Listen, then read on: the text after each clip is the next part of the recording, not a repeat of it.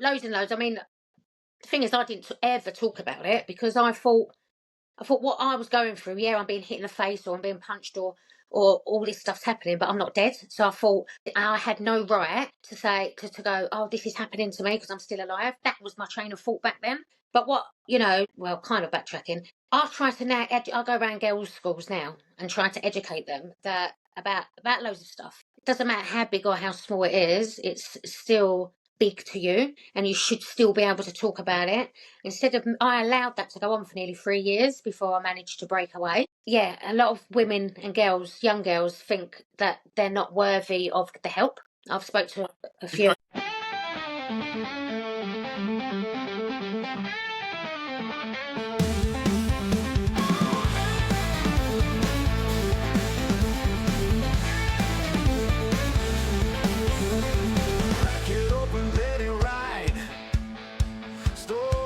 Fire they can't hide, marching through the past with pride.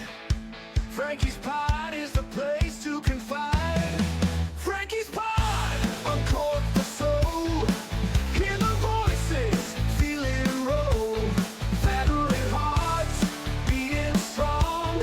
One more story, one more song. Frankie's pod, yeah. Uncooking the unforgettable. Hi, welcome back to the podcast. Tonight it's going to be a bit different. Normally I'd have veterans on and stuff like that, and tonight I haven't. I'm probably out of my own comfort zone here because one, I'm talking to a woman, which I don't do very often, and two, she's mad on fitness, which I'm got a pathological hatred of. Yeah, so I'm talking to Claire Aves from Women Warriors. Hey Claire, how are you doing? Hey, I'm good, thank you. How are you? I'm brilliant. And again, like I've said to everyone who comes on here, honestly, thanks for coming on. I know how busy you are. I mean, I've been chasing you for a couple of weeks. I tried to get you on last week and you were busy. Ignored me, I think she was. I wouldn't do that. But, honestly, without people like yourself, I can't do the podcast. And we can't introduce different things to different people as well. I know normally I talk to veterans. The last few podcasts that I've done have been veterans who now do like coaching for mental health and also for fitness. Okay. Well-being, the whole encompassing thing. And I know that Women Warriors, you are big on empowerment for women. 100%, and well-being. I mean, yeah. It's like I mentioned earlier about when we were talking, I've just done that course about suicide awareness and stuff. And one of the questions in there was to define a healthy lifestyle. And to me, before even looking into stuff like that, I just thought, well, healthy lifestyle, eat properly, look after yourself, be happy. But it's such a big thing. So much more. Yeah, it affects every aspect of your being, really. And it is just amazing, really, when you think about how looking after yourself can stop you getting ill. It can help your mental health and stuff like that. But we'll touch on that in a bit, really. I don't want to jump ahead. So for people who are listening and watching, and just to get to know you a little bit, if you could just tell us like where you grew up, what it was like, and what led you onto the path that you are now. Okay. I'm originally from Bermondsey in southeast London, so a proper London girl. Oh, the old Cockney girls, as they say. Not so much anymore. I'm surprised you can understand me. So I got a bestie from where you are. I originate from Bermondsey, southeast London. I ventured, I'll elaborate back on that in a minute. But then as I got older, when I was 19, I moved out into Kent. And I've been based in Kent for a long time now. Bermondsey, it was good back in the day. Always people looked at it as a little bit rough down the old Kent Road and stuff like that. I don't know if people know these kind of areas, but if they're listening, they will. It was all right. It was good. I had a very, very good childhood. Mum and Dad separated when I was younger, but I always see my dad. I had a stepdad, but I got into my sports from a very young age. So from the age of 8, I used to play for football. I used to play football for Millwall. Yeah. Have you heard of Millwall? No. Oh, how dare you not? So, as a young girl playing football, I mean, I know in my day, I mean, I'm a lot older than you. You know, I'm 56. Girls at my school would never have touched the football. I And loved I'm it. not saying it was frowned upon. It weren't the It thing, was it? didn't. No, it just wasn't. No. It wasn't the thing. It just wasn't the thing. There You was know, I two never even girls. thought about it. Because I remember in primary school, when I got to about year 5, year 6, I used to run from where I lived all the way to school to get there early to play football with the boys. Nothing to do with the boys, just I wanted to play football. And there was 2 of us, mainly in the school, that played football in the same class. Yeah. Me and my old friend Nicola. So we always used to run to school, get in there, play football. And so that was, from about 8 years old. I just absolutely bloody loved it. But my dad used to play football, so I suppose I've kind of got into it through him. But I did track running as well from the age of 12. So I did 100 and 200 metre sprints. Athletics. Again, my nan used to do that back in her day, in her youth. So I think it's So just been it's one of in the those. genes. So it's the genetic hand-me-downs. Definitely not on my mum's side. She's not even stepped foot in a gym. Bless her little heart. But yeah, so on my dad and my nan's side, really, it's definitely in my genes. Like I don't know what I'd do without it. So how was it? You know, did you play football for the school as well and stuff like that? So I played football for the school, and then I played for a team called Fisher. When I was 8 years old, I was playing with 15-year-olds, so it really toughened me up. And then Millwall see me, and they wanted me to join them, and I was really happy with the older girls. But I did. Yeah. I went to Millwall, and I stayed there till I was about 15. So how did the boys treat you? Or No, did it they was not? girls teams. No, I mean, so when you were playing at school. Oh, at school. Oh Yeah. no, I was as rough as them. Yeah. Yeah. So they didn't like, oh, she's not playing, she's a girl. No. Like I say, in my day, we'd have been like, no. No, they loved it. They was all right. They allowed us in, if you want to say. But I don't think they had a choice. I'm very, very, very girly. Always have been. But I always have had that little sporty, boisterous streak in me. Yeah. So although I was very girly, I could be very hardcore when it comes to sport. So I think they would potentially then look at me as on their level, because I'm not blowing my own trumpet, but I was quite good at it. So it wasn't like I was a silly girl, like just kicking a ball around. I was generally quite good at it. So I would assume that they would look at me quite equally. Did you get any backlash from the girls because of it? Nah. No. They're all scared of you. I'm a softie. Fucking, I'm scared of you now. I'm deceiving. Yeah. So you started playing for this team. Yeah. How was that? Good. I used to play right back. Yeah. So I mean, I'm not. The thing is, you're talking to the wrong person about football. You know, I'll watch England when they're on telly. I've not been to a football match in years. I did one sport in my life, really, and only one that I was any good at, that I excelled at, and that was tug of war. And it's like most people look at that and think, oh, it's just 16 fat blokes pulling a rope. There's a lot more to it than that's that. tough. We did that on SAS, and it was tough. Yeah, the training's I can brutal. imagine. You know, the training for it is brutal. It's full. When we was when I was in the army, we moved into the season. But tug of war, you basically got took off work, and that's what you did from morning till night. So we used to say tug of war training, otherwise known as time off work training. It was great. Yeah. But you do that for like 5 or 6 months, and that was all you did. Because if you didn't, you couldn't compete with anybody else. Wow. You had to be at that level. You know, it was quite intense. But that's enough about me. We're here to talk about That's you. good. Yeah, so, no, that's fine. Crack on from you about your football then. Well, that's it really. So I started when I was 8, finished when I was 15, and I kind of got into friends and boys and stuff like that. So I gave it up, which was a shame because I kind of just missed it. It then started getting really popular with all the women. Yeah.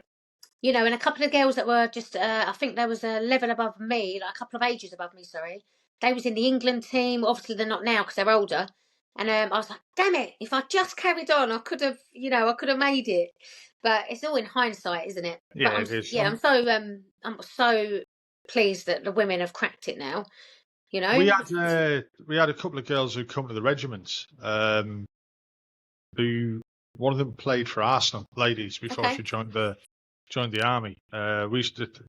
I can't remember her first name. Oh, it's horrible. I know there's a few. Everyone used to call. We used to call her Lily because her last name was Savage. Lily Savage. That was her nickname. I'll have to look her up, see if she wants to come on here. Yeah. But she was, Should do. she was brilliant. Obviously to play for Arsenal ladies and that. And I think Nice. she had a trial for England as well at one point. But I might be just misremembering that or making it up. Don't know. One or the other. So, I mean, you've got, like you say there, the regret from, well, not regret, but looking in hindsight, that your path changed because Things the happen. boys, Life gets in the way. life gets in the way. We can all look back and think, oh, well, if I'd have done that differently and done that differently. Yeah. And if you carry on, some people, I used to do that. I used to look back and think, no, regrets and stuff like that. Somebody mentioned to me on a previous podcast, is your glass half full or half empty? And I said to him, it used to be half empty, but I think now I'm looking at that glass being half full. And he just looked at me and went, it doesn't matter. You can always just refill it. And I was like, Exactly. It's fucking hell. I was like, neither what? or. Neither or, Yeah. is it? Half full, Yeah. half empty. It's still halfway. So Yeah, you you can just refill it. And I was just like, I'd never thought of it like that before in my life. clever. Yeah, I'm not trying to be a life coach or anything. Yeah. Christ, no way. That's not my bag. Yeah. So I mean, you said like you moved on to, I wouldn't say bigger and better things, but quite more entertaining things with the boys and life, and moving on. What was the next stage of your life like from there? Well, when I was 17, I moved out of home. No reason other than I was too independent. I thought my mum was too strict with me, so I had a good relationship with her. But let's backtrack a minute. When I was 14, I got with someone, and he was 3 years older than me. When you look back now, I'm like, wow, that's a big age difference, yeah? But I remember I used to be sitting in his room waiting for him to come home. I couldn't go out. I couldn't talk to family. It was horrible. But it becomes so normalised.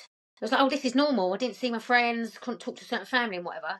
And then I broke out of that somehow, thankfully. So when I was 17, I then moved out of home with a new person that I was with. And unfortunately, I fell into a physical and mental abusive relationship. So I went from being stuck in a room all the time, then going into an abusive relationship where I can talk about it now. I'd get hit, or I'd be in bed, like sleeping, and then he'd run home from work. This couple of times he did this, tip me out of bed thinking I'm with someone, and start hitting me, and it was madness, like all these crazy things, loads and loads. I mean, the thing is, I didn't ever talk about it because I thought what I was going through, I'm being hit in the face, or I'm being punched, or all this stuff's happening, but I'm not dead. So I thought I had no right to say to go, oh, this is happening to me because I'm still alive. That was my train of thought back then. But what kind of backtracking. I try to now. I go around girls' schools now and try to educate them about loads of stuff. But it doesn't matter how big or how small it is. It's still big to you, and you should still be able to talk about it. I allowed that to go on for nearly 3 years before I managed to break away. A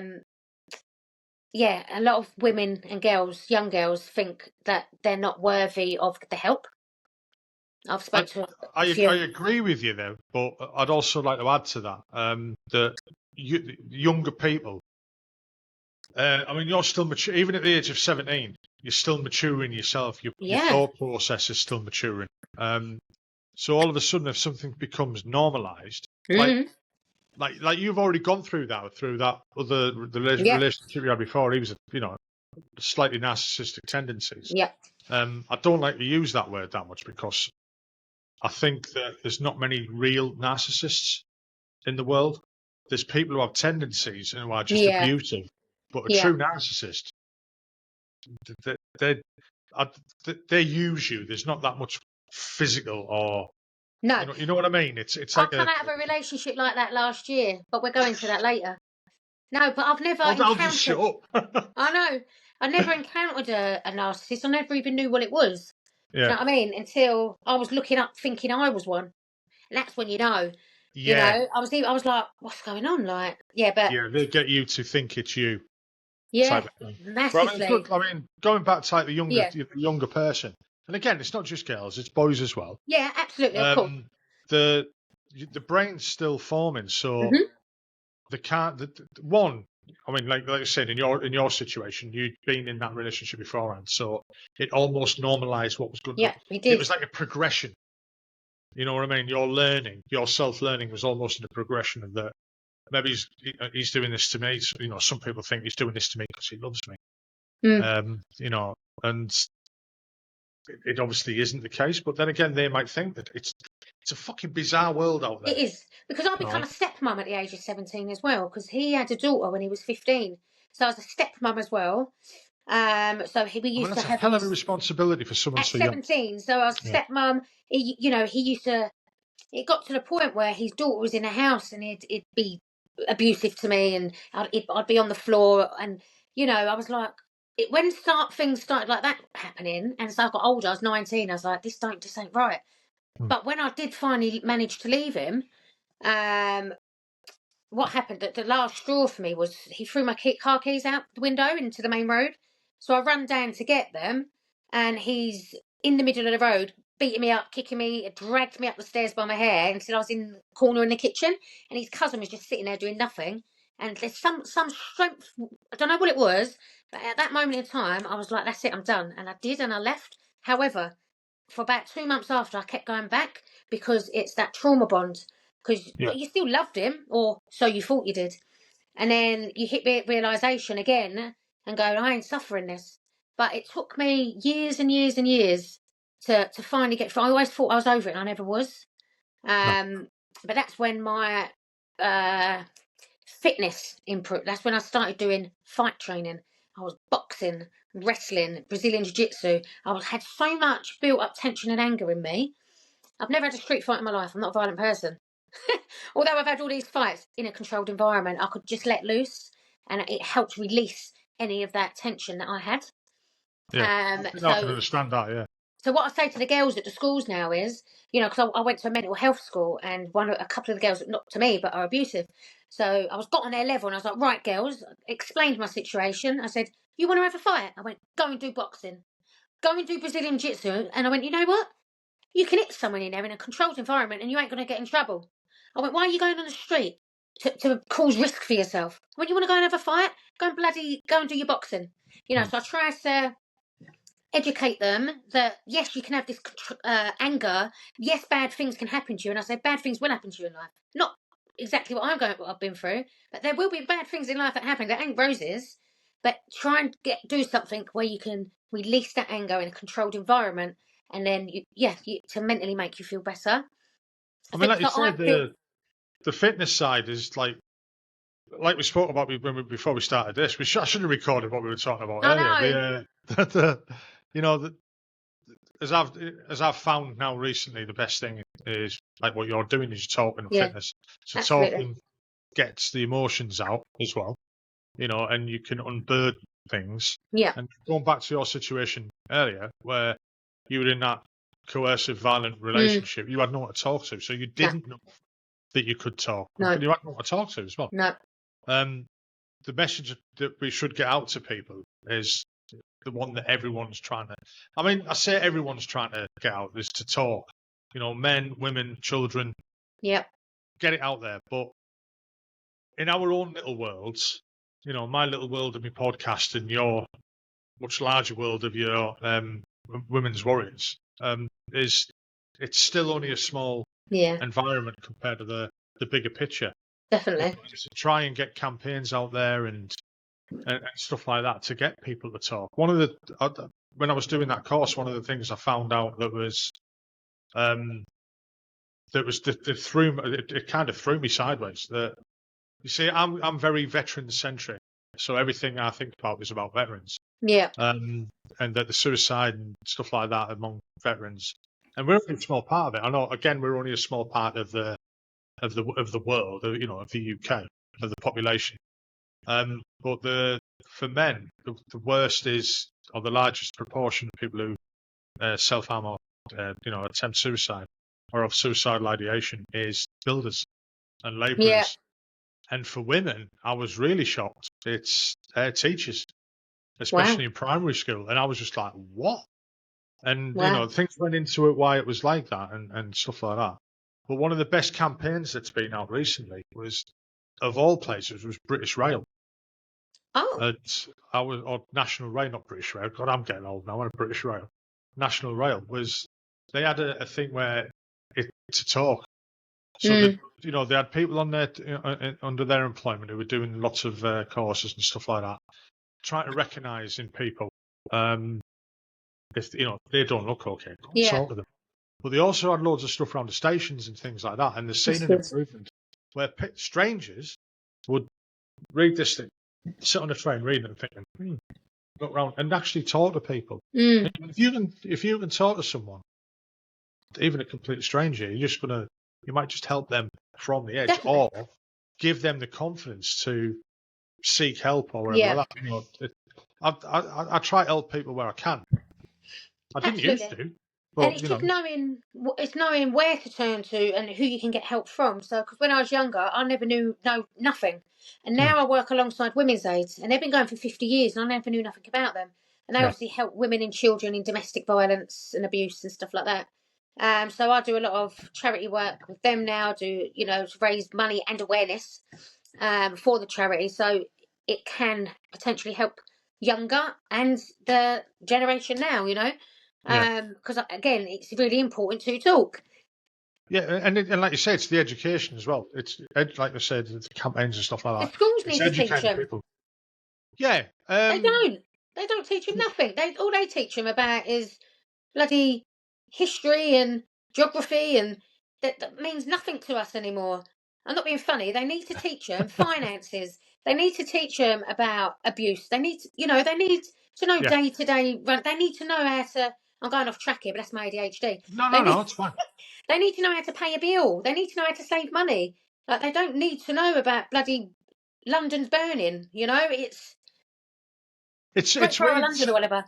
I wouldn't say it's weird you say that, but it's funny you say that. I've seen so many people who've, they've left school, joined the military straight away, right? And I mean, yourself, your formative years are like from the age of like 14, 15, all the way up to 24.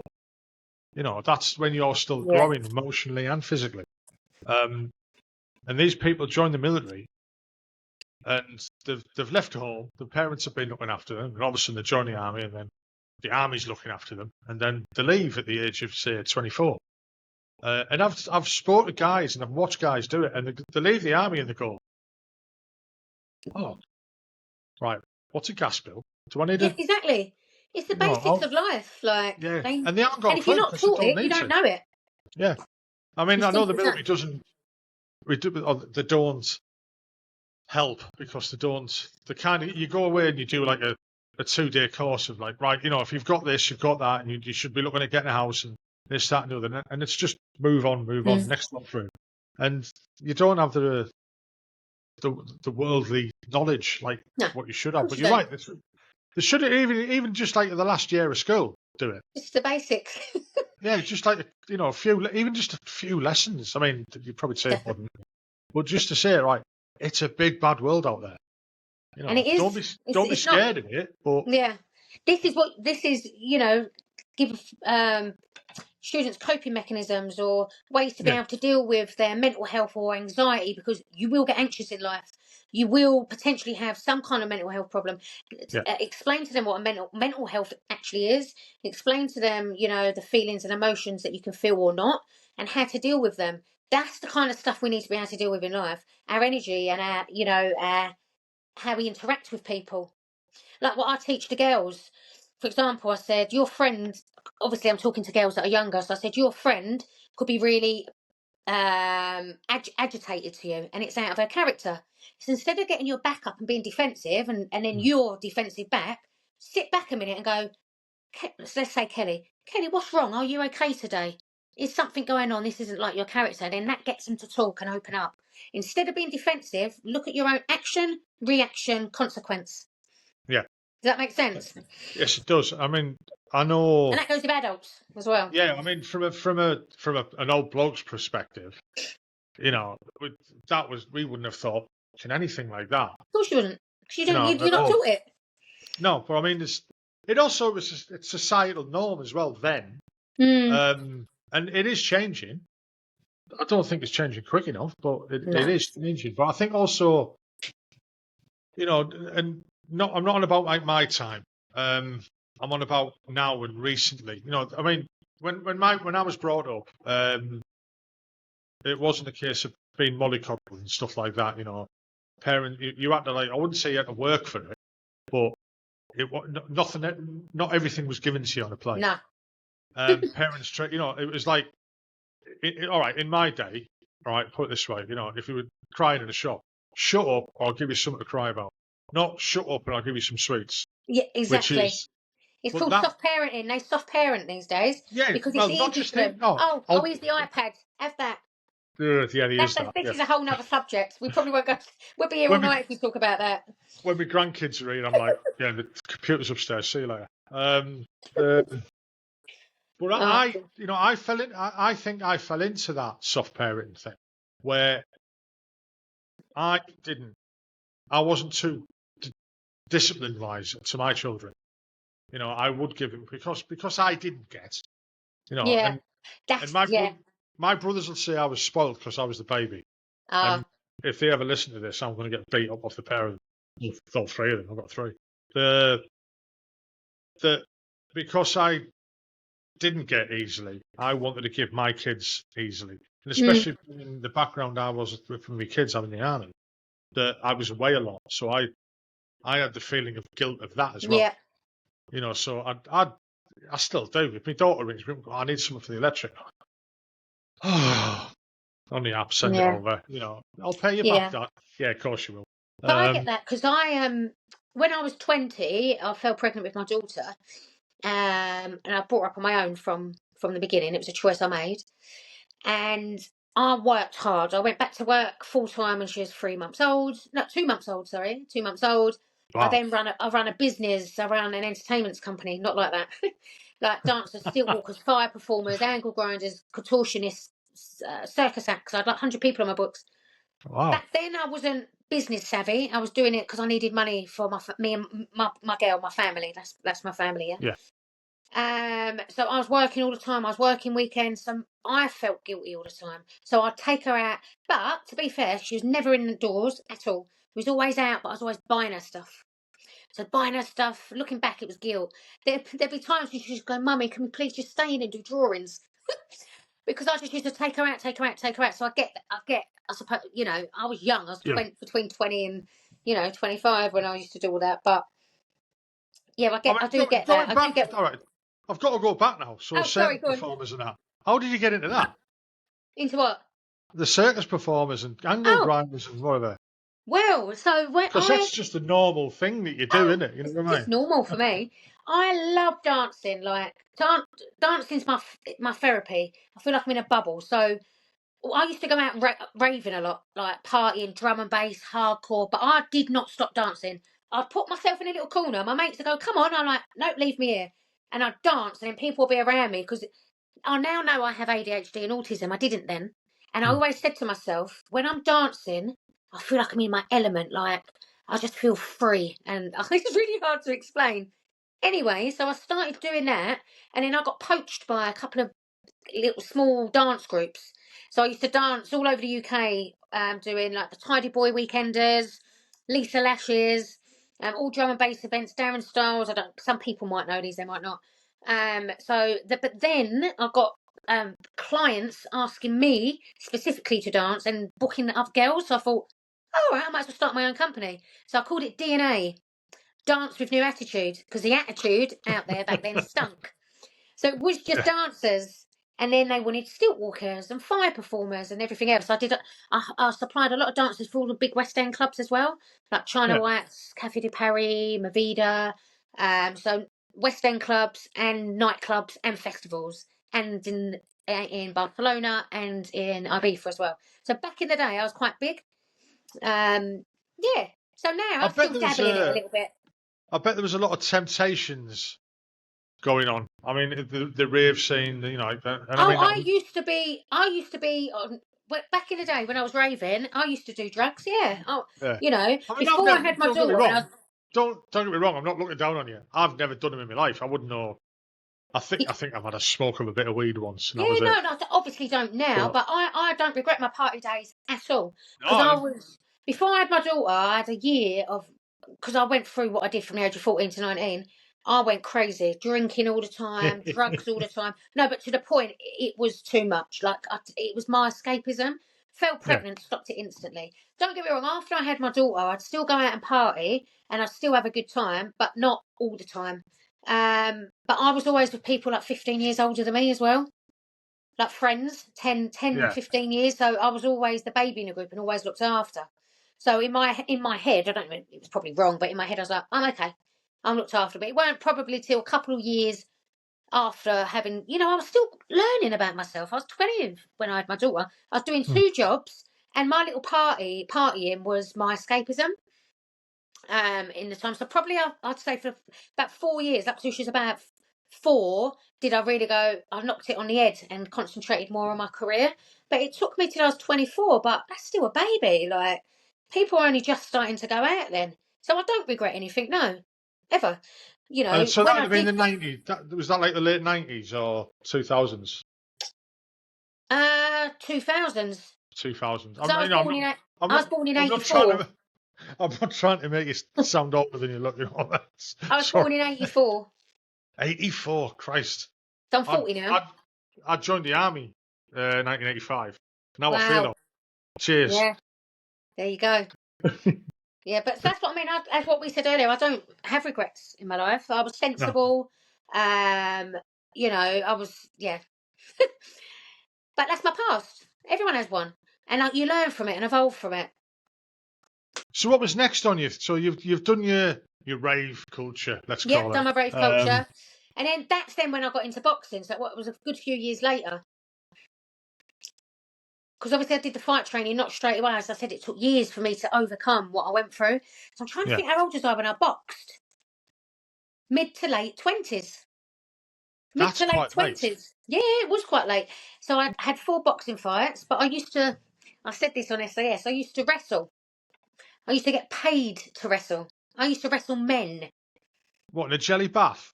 No, hardcore, like competitively. I've had split eyes, busted arms, yeah.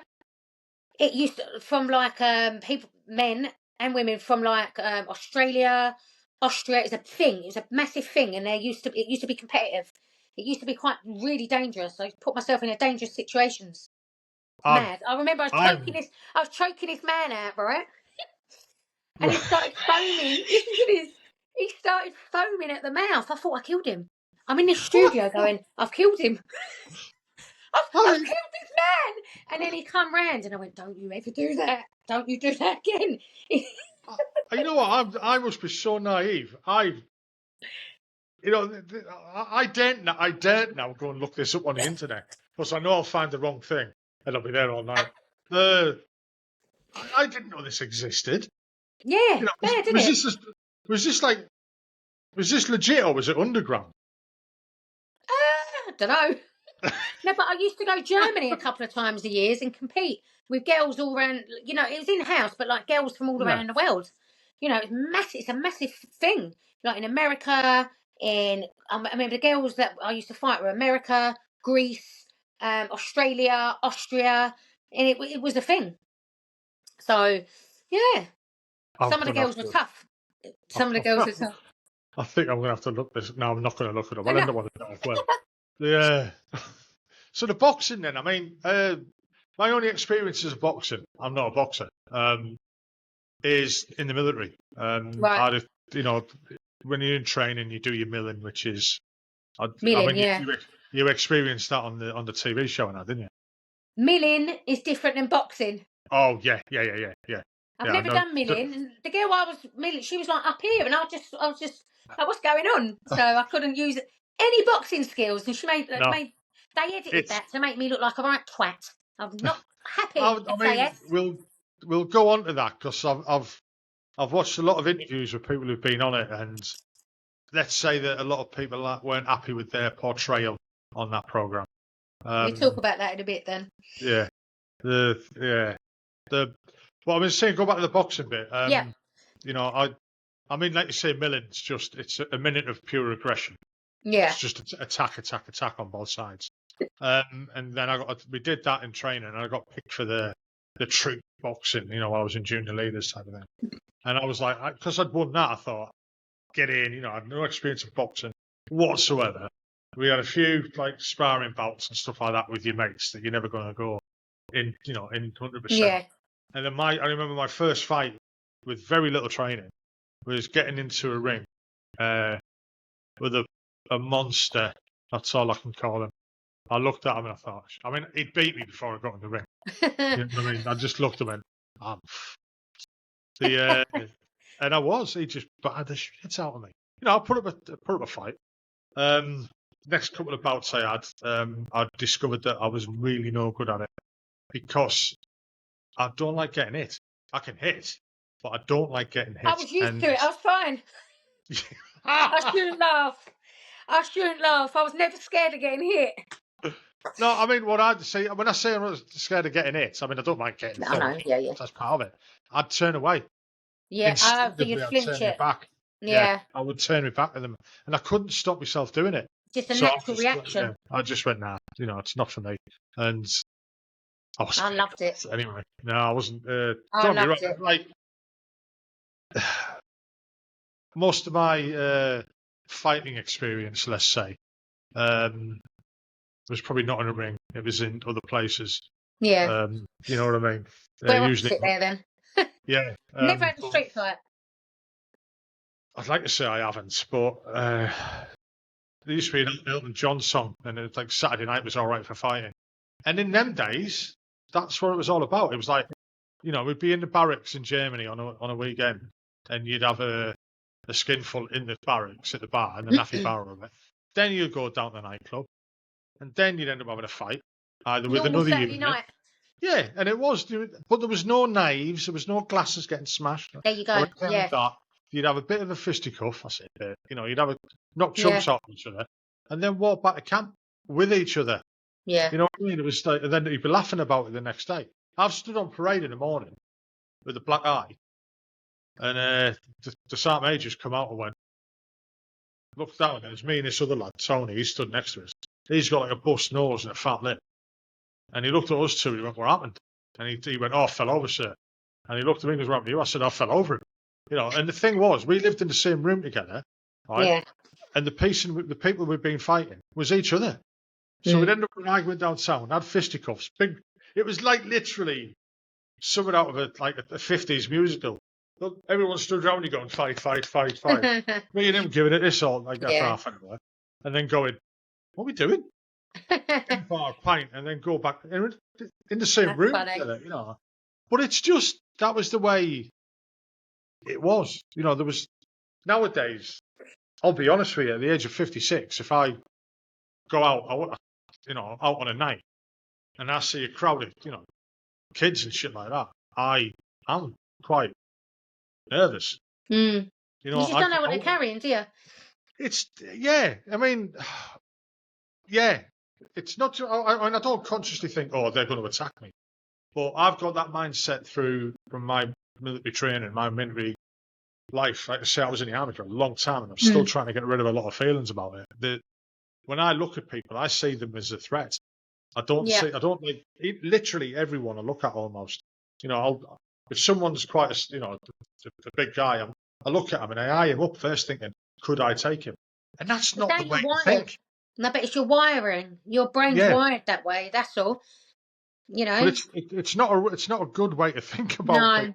You know, and I would imagine there's a lot of people in my situation who do that, and you know, find it hard to, I wouldn't say make friends or to interact back into society and stuff like that. But you do feel, you know, I look at situations and think, what, you know, I'm a bit weary about that. One, how would I react? Would I be over the top? Or type of thing. Anyway, we've digressed totally again. So the boxing bit, we'll go back to that. So what was your fights like? There was only white collar, but still, there were 4 fights, 4 wins. That's good going. Yeah. I like control, structure. I would have been good in the armies. Control, structure, discipline.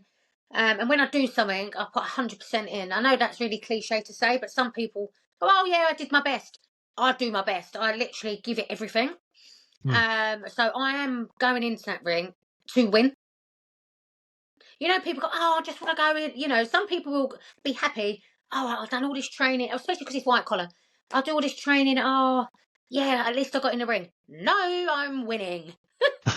I need to win. I'm I competitive. mean, that's it. My hats off to anyone who does that, who gets, Oh, has so got the do I. balls. To even step I've- into that ring is really Yeah. nerve-wracking. Like, your legs go. So much respect for anybody that even steps foot in a ring, whether it's a white collar, amateur, or professional. You know, it's still the same feeling and the emotion that you get to go into that ring.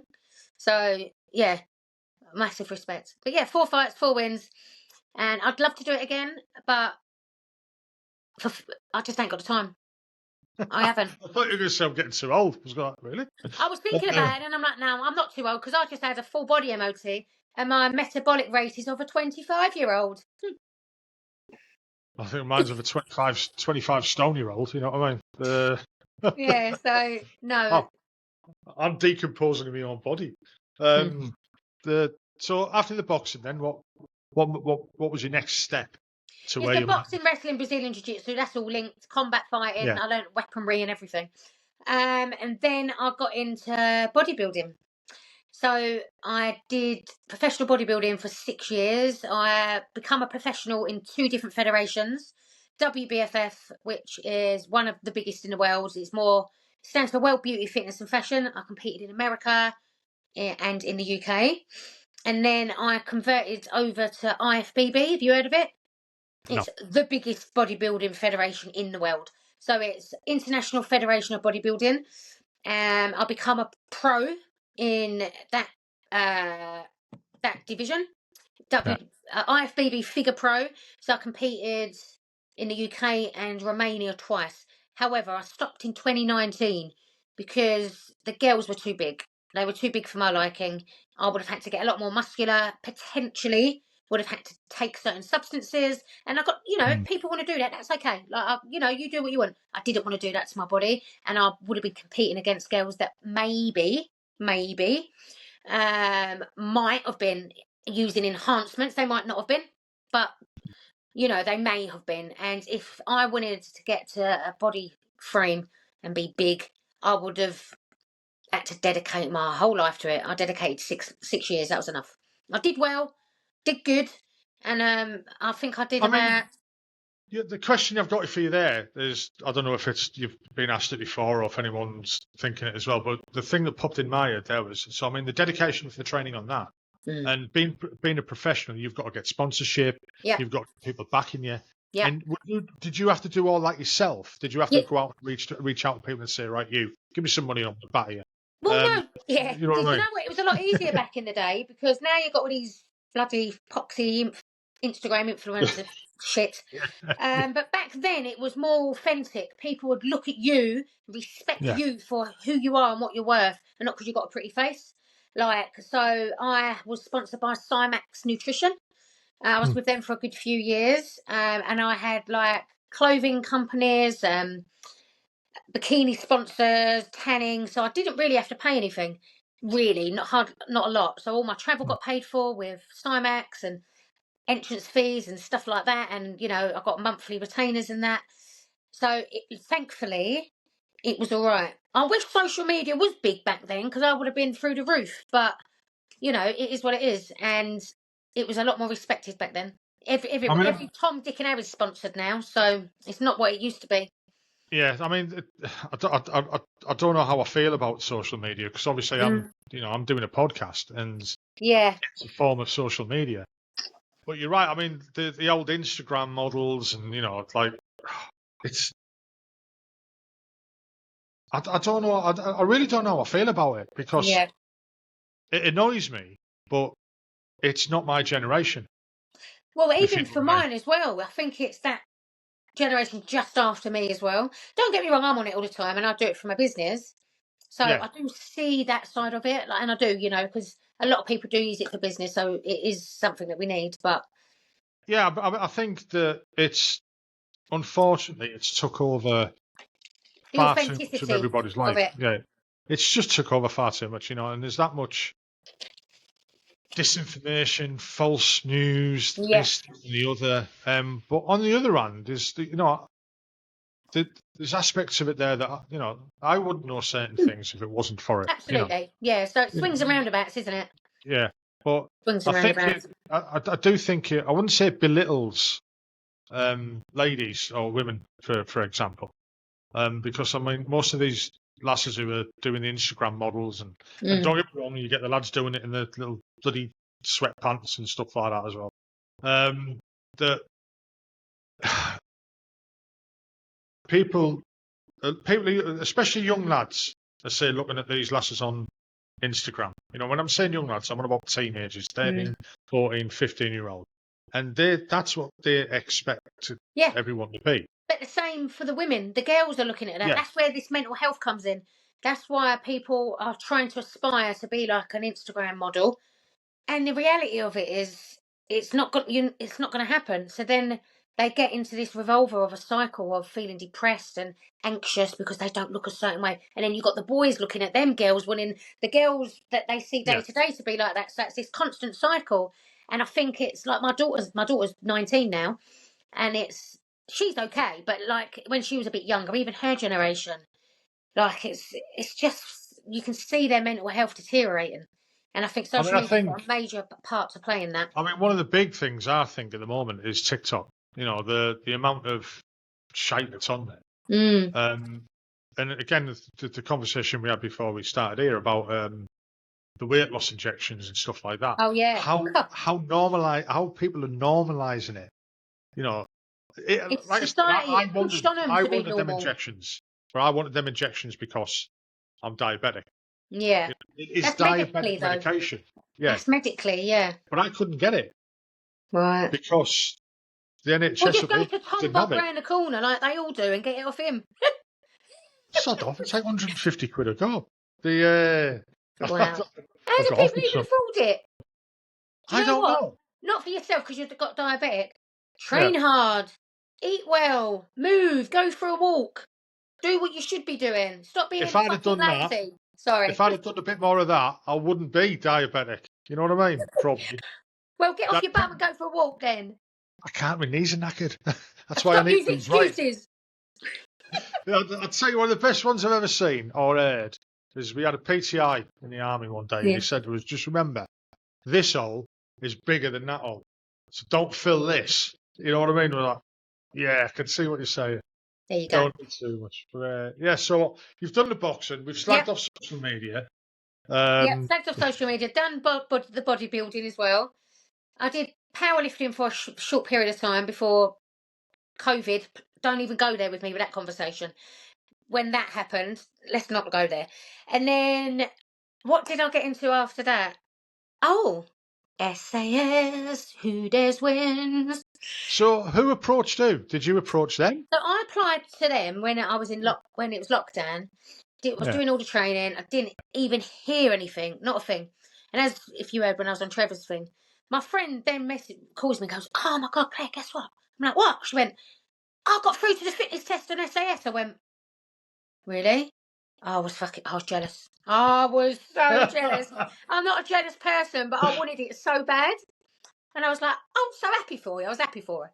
So happy for you. And I generally was, but I was jealous. But it made me apply again. So that gave me the push to apply again. I filled half the application form out. And then I was like, do you know what? Sod this. It's the same as before. I don't know. I'm leaving it. And they called me. And then I completed it on the phone with them. And then the whole process was like to go for. Then they said, if they want you to go for the fitness test, we'll let you know. Within 24 hours, I got an email. 6 days, you've got to go do the fitness test. I was like, oh, okay. I had to get a 10.1 on a bleep test. I ain't done a bleep test since year 7, since I was about 12. So I did one test run at Crystal Palace Park, I remember.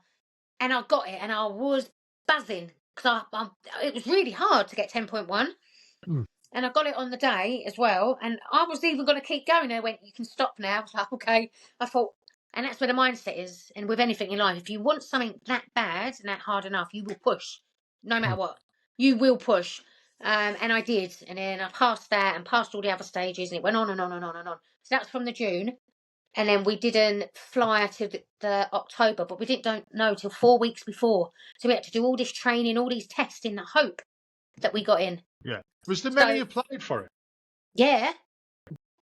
So Like do you even know on what the the fitness, ratio was? I don't know, but even on the No. fitness testing day, so many people. Yeah. So yeah, I was like, oh, I'm in. I'm I on. mean, did you know what you were getting yourself into, or had you only just seen it like on the TV, So like extras and stuff? I then watched every single episode from the number one because that was my homework. So I watched everything.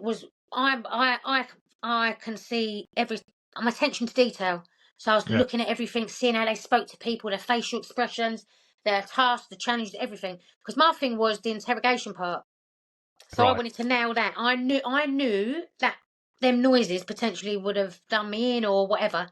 So when I went on SAS and Dilksy interrogated me, we got given a cover story. Oh my God, it was these weird names. I knew factually I would not remember. My brain would not remember. So I already made up a story to myself where if I was asked questions and I fucked up, I was going to say I'm dyslexic and be the funny girl and go, oh, I'm really sorry, like I'm slightly dyslexic. And if you look back and listen to it now, you'll see I said that because I Yeah. knew I'd fuck up. I I knew. mean, the interrogation side. I mean, I've only experienced that when we did Escape and Evasion once years ago, and we got caught, and we got and it lasted for us. It lasted about 5, 6, 7 hours. It Oh, felt like a lot longer. I was It over was 16 awful. hours. I bloody hell, I But couldn't have done our that. team, because we had to go in the desert at night and it's freezing at night, so you all had our Yeah. coats and it on. We was going so fast, the camera crew were going, you need to slow down. Billy and that come to us and said, girls, because we was going so fast. I think one time we went the wrong way, and because we was going so fast and too far away, they had to come and say, look, you have to go that way. But because we was running about, we were sweating, dripping, so we took our coats off. But then when we got caught, oh my God, we was in the sand for hours. They pulled our sleeves up to put our hands in the sand. I actually thought I was going to die of pneumonia.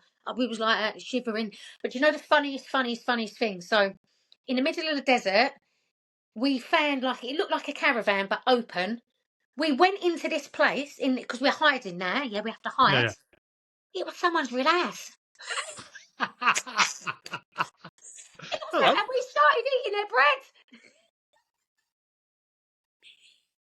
It was their real hair. So there's 4 of us in army wear, or 6 of us or whatever, hiding in their house eating their bread. And then Billy and all the dogs started coming in and barking. They must have thought, what's going on? It was so funny. Well, we didn't know till after, obviously, but yeah. Imagine army. That Like obviously they thought it was Goldilocks. army.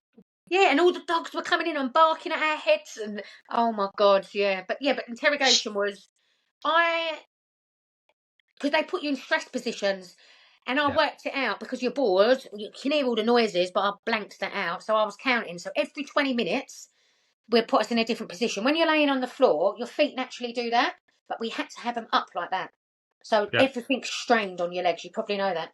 But I trained myself to fall asleep. So that's when I would go into a meditative state and have my little sleep whenever I was on the floor. So I'd go into a meditative state, go in my little sleep until they moved me and then got me back up. That's how I'd get through it, how I did get through it. And then the other 2 stress positions were horrible. And yeah, it weren't nice. 16 hours in total. It was long. I mean, what was the initial setup like for it when you got there? I mean, I remember watching it. I've watched yours. To be honest, I've watched them all, and I do. I'm like a lot of other veterans sitting there watching, going, "Fuck, another shit." I could do that. I used to do that in Yeah. training. It was just like when I was in training. That's not like selection. And then I But see we're you fucking, civvies. you're running up a hill with fucking jerry cans. I'm thinking, yeah, all right, I'll leave that alone. I'm not doing that. You know what I mean? But it, to us, to a lot of us veterans, it just seemed like going to basic training. It's not as physically demanding as the real Okay, but when selection. you're doing your basic training, No, don't get me wrong. I'm not taking this away from you. no, I'm not it's nothing trying like to what do you that at did. all. It's Yeah, nothing like you did because we're civilians. We're not. yeah, We were not there to be trained to be in the army. But do bear in mind, we was on about 700-800 calories a day, and on yeah. about 2 hours sleep because we I had mean, to do night watch, which you probably know about. So So when you're not used to not eating hardly anything, well, I was because of bodybuilding, so you've got no energy, as you probably know. You're doing night watch. You're being woken up twice in the night to do your night watch, and it's bloody freezing. And then doing 2 to 3 different tasks and challenges. They only air 20% of what we do. Yeah, that was my next question. 20%. So, Literally, they take how it. We much jumped of out. it? Yeah. We jumped out of a black hawk. What? Right. This is what you didn't see, and what a lot of people didn't see. On day 2, we still don't know what's what. So we was in a Black Hawk helicopter, which they didn't air. And in your teams, they push you out with your Bergen, yeah? And then I'm scared of the sea. So then they pushed all 4 of us out, and we had to get together, tie our Bergens together and kick to shore. But as we've picked our Bergens up, fuck my life. It was like there's about 10 dead bodies in the bag. Not that I know what dead bodies feel like or anything. I promise. So heavy, because Yeah. what we didn't do, nearly all of us, inside the I bag, know. you got your waterproof thing, yeah? You know what I'm saying? So your sleeping bag, everything was wet. That night, so we was like, do we put so all our dry clothes were wet. Our wet clothes were wet. Everything was wet. Yeah. So what some of us did of a night time, put our dry clothes on. We weren't sure if we was allowed. Oh, but the fuckers, they got us up at 11 at night and put us in the water. So every single item of clothes was wet, right? No sleeping bag, no coat, no towel. We had to sleep in wet clothes in the desert in -1 degrees. It was the worst night of my whole existence of life. I'd rather been it again, honestly. It was awful. But I didn't have a sleeping bag for about 5 nights nearly, because you couldn't dry it out in a day in case they called you, and you had to put everything back in your bag. So I had to let it dry over night time. So I was like this for like 5 nights nearly. Honestly, that was worse than anything. That was the worst bit. How were the staff with you then? Yeah, I mean, like the famous like video. No, well, they was like in that. their own bit, weren't they? They weren't with us. No, I know they but... went in with you, but what were they like with you? I mean, was it brutal. Yeah, so I mean, Yeah, they was the same. The only time they switched to their normal characteristics was right at the end when we finished, when us 4 ladies was at the end. so the I mean, bit we apart from see like, Foxy, on he the was still a TV bit show. miserable. So the what you see on the TV show is quite real Yeah. to what was actually It's happening. all real, 100%. Yeah. 100%. I mean, I know that like we spoke earlier, and I've seen interviews with other people where they're not being happy with the outcome of editing, let's say.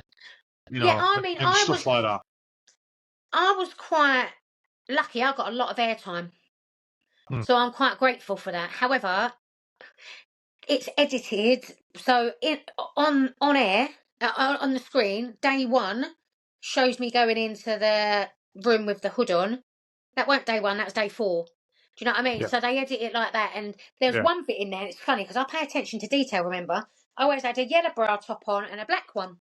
So in the same interview, you can see my yellow bit of top, and in the same interview, it's black. I'm like, fuckers, they've edited all that. So that I weren't impressed with, but it's TV. I mean, it's TV. So they need... Here's a question for you then. After you've done that and look back on it, and you see the celebrity one and stuff like that, I mean, do you have a different kind of respect for them? Sorry, my battery said it was... Look, device storage is running low. You should stop the recording and free up device data. Right, it's just come up with one on that. We'll crack on for the next few minutes. We've done an hour now, so Okay. we might as well see how far we can go before it collapses. I mean, I think the one previous to yours, the celebrity one, had Katie Price on it, and that was like the last person in the world I thought would turn up for something like that. But I think she did quite well. She portrayed herself well, and she had to give it a good go. Do you have a different kind of respect for the celebrities that you do this now? Because again, No comment. Can you see that low device storage button coming up? I can't see it on yours. It came up as fine. a I'll just leave it then. I just can't see your face. No, I'm not going to say too much about it, because no matter what, no matter who you are, whether you're a celebrity or if you're yourself or whatever, it's still difficult in your own merit, and it's still difficult for yourself. But I think it's watered down for them, if I'm honest. That's just an opinion. And you can be 60 or 65 and do it. With us civvies, you can't be over 44. Right. So that says it all. But what you got to remember, it's TV. and people want to see certain celebrities on there. So I think they would have to a little bit potentially make it a little bit easier. I mean, I could be wrong. I'm just speculating here. Well, I kind of get the gist of that. I kind of agree with you. Yeah, I mean, I I mean, think. so if we move on from there and we talk, quickly talk about women warriors before your Oh God, yeah. Before I storage run out runs of out. memory. Yeah. I don't want to rush you along with that, but I want to get Yeah. the bit out about Okay. this, the little women's empowerment Yeah. and So why you started it. I'll give you a brief of what it's about. It's like an evolutionary event day for women. Mhm. Working on mind, body, and soul, basically. So it's like a military-inspired event day where women work as an individual, they work as a team, and just they just collectively work together within their fitness training. We then work on their mindset. We have teaching seminars, open discussion groups. We interact. We have the circle of trust, so we can all trust each other. Yeah. Then we have like the soul aspect of it. So I have a holistic health lady come in, and she does sound healing, breath work. We do yoga. We also add in ice baths as well. We want our women to, as I say, feel enlightened, challenged, and transformed at the end of it. That's Yeah. our main target. And it doesn't matter what fitness levels they're at or what age they are. I literally want every warrior to come as strangers and leave as friends as well. Whether they come on their own, whether they come together, it doesn't matter. And everybody is equal. I don't give a damn if you're a CEO of your own company, or if you're a cleaner, or if you work in McDonald's, or I do not care. You are all equal. You will treat each other equally. You will be pushed to your limits and a little bit more. So you can be fit or not. You can be at the back or you can be at the front. It don't matter. You're all equal and you Yeah. help each other. And that's what I try to highlight. But again, we work a lot on the mindset as well. So we have them teaching seminars, open circles. But once a month, I've got a Women Warrior Community WhatsApp group, and I arrange hikes. So for free, obviously. So whoever wants to join, we might go to Kent, to Surrey, to Essex, wherever it may be. Anyone can join. You can bring any woman you want. In May, actually, where 14 of us are going to Snowdonia. So we've hired an Airbnb and we're going to stay for the night, climb Snowdonia and stay again. So again, and in the summer I'll arrange a brunch. So it's just bringing women together. And a Yeah. lot of people have become friends through doing my event days as well. So my event days I've got 3 locations. The main one is in Nettlestead and it's farmland, woodlands. It's huge. So yeah, it's every other month at the moment. So I'm at the last Sunday of every other month. I'm looking to do it monthly, but it's just a lot of work. 30 people at a time on it. It's quite a lot of background work. I want to branch out up north as well. I mean, up in Northumberland, there's some wonderful places. I need your help then. I need to find locations. I'll get in touch with someone and I will put him in touch with you because he runs out with bound courses and stuff like Okay. that. He might not be around just yet because he's just about to go off and single-handedly, he's going to solo canoe across the Okay. lakes in Canada. Wow. Because he's mad. He did Why not? canoe from the top of England, or top of Scotland, sorry. He canoed all the lakes and rivers all the way down to the south coast of England. Okay. Dragging his canoe behind him in between. There's a guy called Dan Smith. He was. Yeah. I will get you in touch with him. That'd be amazing. Because yeah. I just want to connect with more women, Yeah. all over the UK. And I just think it's really important to help each other, to not be a mum, to not be a wife, to just be yourself and do you just for one day, and Yeah. when obviously men as well, because I did do one event and I invited men on it. And it was amazing. And some people brought their partners, and it was a bit of fun, and it was a laugh. So it's not because we're disregarding men at all. It's just I know women need that safe space. But as I said, yeah. So now and then I will throw an event for the men and women, and that'd be just like warriors. But it's good because I have people like Erin off SAS. She's interrogator. She's one of my head trainers. I've had a gentleman called David, the Mindset Soldier. He's a massive advocate for men's mental health, and he's ex-military. So all my trainers are either ex-military, current military, or sports personalities. You've got one coming up on the 29th of June. Yes. Is that the next big one? So if we push for It'll that, be the next big let people one. know. So Kath's on that. I've got a surprise guest on that one as well. So I'm not going to say too much. But there's so many. What we did last time, it was me, David, and Erin before. So how the event worked was we give them a mission at the beginning. There was in 6 teams of 5 throughout the whole day. Yeah. So they had a mission. Did what they had to do, and I had some stretchers made. Yeah, so David had to teach them how. So part of that mission was one of their people have got blown up basically. So we had to teach them how to strap a leg up, an arm, and their head. So they thought it was over. So we got to a certain point, and we was like, right now, you need to strap him up, put him in the stretcher, and think of like a massive farmland and woodlands. It's like no man's land.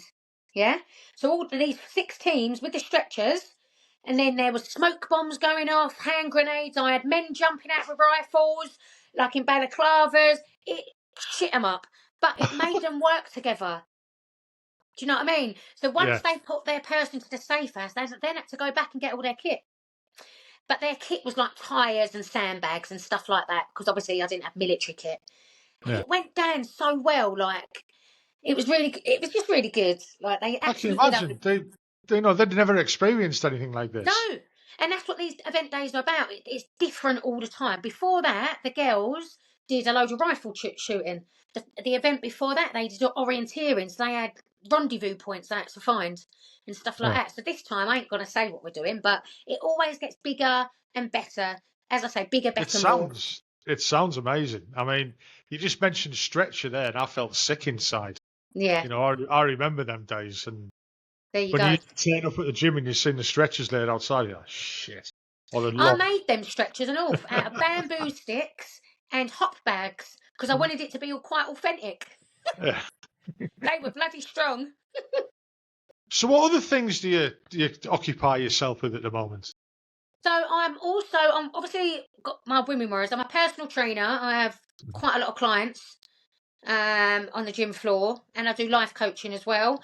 I'm also branching out into the corporate industry. So I am doing Elite Warriors, which is men and women, but for the corporate, for wellness days, workshops, and stuff like that. Again, I've got my 3 locations, so I'm growing that. That's not established yet. So I'm just getting a few bookings for that and a few businesses on that. So as I said, that's more corporate, the corporate side, because I think it's important as well, not just for women, for the men and the women, for wellness days. I mean, that thing where you just mentioned earlier about like moving out of your area, going up to Northampton and stuff like that. Yeah. If you could have like monthly, you know, somebody who's not a franchise, but I know exactly what you're saying. It's in my plan. It's in my business plan. Representatives. Yeah. I'll shut up then. No, but you have these started all around the country. No, 100%, and that is the plan. But I've only been running this properly for a year now. Right, okay. Yeah, so I've done 6 small events and 2 big events last year. Yeah. 1 big event this year. So my next big event is obviously end of June. Because as I said, it is every other month, but it's only me doing it whilst I'm still doing my PT, whilst I'm still trying to grow my corporate one as well. So I'm being realistic, and I'm not rushing things. I'm taking the time with it. Yeah. You know, and it is what it is. I need someone that I can collaborate with up north, though. That's my next step. So that's what I'm on the hunt for. There's plenty of people up here. Yeah. You know, we don't all eat Greg's pasties. Yeah. So yeah. Right. Well, I'd like to thank you again for coming on. I've took up too much of your time, so now how busy you are. Absolutely not. It's fine. And your phone's about to run out of storage. My phone's going to die, but that's about it. Again, honestly, Claire, thanks for coming on. I've really enjoyed it. You're such you know, and I said it when you were on with the Trevor podcast. I did put in a comment. I said she's effervescent. That lady. You know, you've made me in the last hour. You've made me feel happier. If you for want of a better word. It's all about the energy. Give off the good energy. And it is. You are. You just extrude energy. I love it. I've got bundles of it, so you're welcome to it. I need it. Right, I'll stop the recording now. And again, Okay. honestly, thanks for coming on. It's No been lovely. problem. Been a pleasure.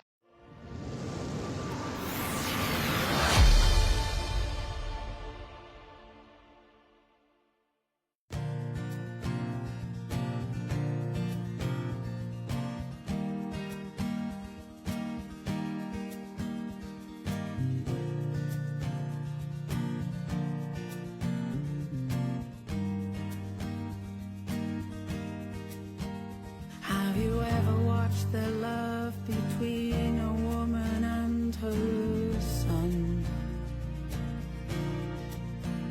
After growing him for months, her work has only just begun. First words, first steps are foremost and always on her mind. True gentlemen of glory, you'll find no kinder kind. 'Cause she's the mother of angels. Let's give her our love now. She'll find a way to smile for you. Only God knows how. She gave her child to protect you,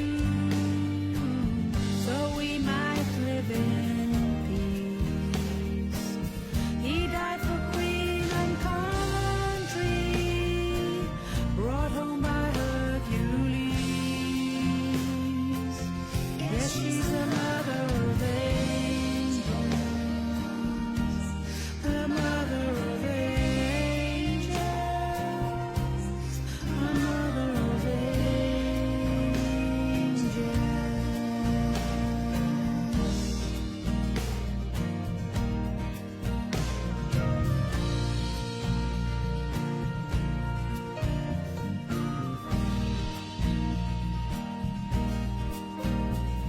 Her memories couldn't hurt her feelings she never knew she had. They haunt her every morning and returning underneath that flag. She's robbed of having grandchildren. You never got to meet his girl. And that cheeky, funny spirit is no longer with her in this world. 'Cause she's the mother of angels. Let's give her our love now. She'll find a way to smile for you. No, only God knows how. She gave her child to protect you, so we might live in peace. He died for queen and country, brought home by Hercules.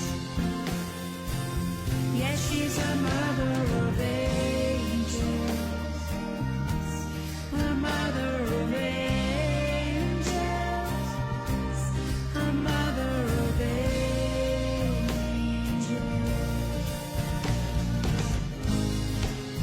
Those we've lost shine brightly in the stars. To every single one of them, we're proud of who they are. And to those that are still with us, we hope that time will heal the pain. And to the mothers of angels, let's raise our glass. Here's to the mothers of angels. Let's give her our love now. She'll find a way to smile for you, though only God knows how. She gave her child to protect you, so we might live in peace. He died for queen and country.